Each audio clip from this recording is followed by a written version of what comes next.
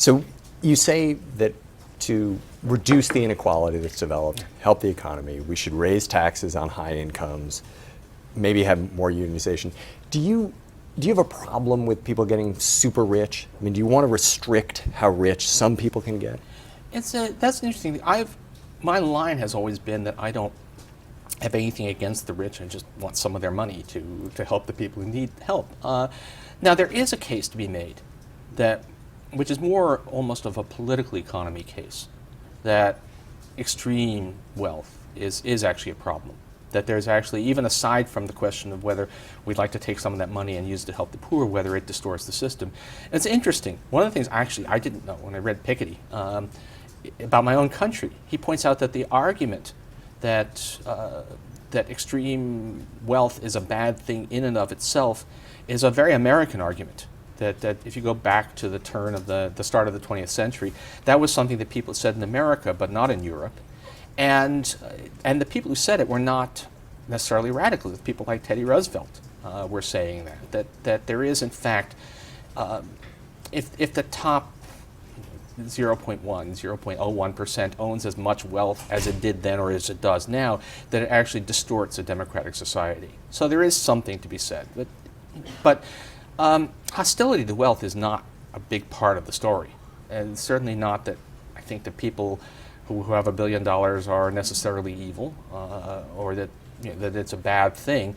It's just that mainly that they should be paying higher taxes because how much difference is it going to make to their welfare, right? That they have that extra money versus what you can do with it. And then some concern that great wealth basically undermines democracy. And what people will say when one talks about that, they'll say, well, everyone gets what they deserve in this country. And if poor people want to be rich, they should work harder. Yeah. Is there anything to that? Two things. One is there's so much luck involved in great success that I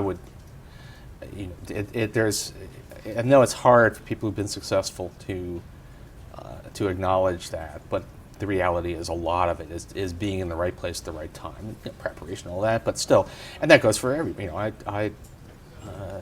I've had in my own life a successful career, and there are lots of people who just as insightful, whatever, who just didn't happen to be in the right places. But the more important thing is being poor, or even being working class in today's America, is very hard. You say, why don't you just try harder? Think about how difficult it is. Think about how hard it is if you don't have health insurance when one of your kids gets sick. Think about how little room for error, how much attention you have to give to just trying to manage the ordinary things in life. Think about the fact that you really, in this environment now, you cannot get your kids you can't afford to send them to a good school or maybe to college at all, no matter how hard you try, no matter how hard you skimp and save. So there's lots of evidence on this. It really is. It's overwhelmingly clear that if you look at underlying talent, even at academic achievement, that a dumb rich kid is more likely to graduate college and have a successful career than a smart poor kid. So the idea that it's all about the individual is just wrong. It's just not true.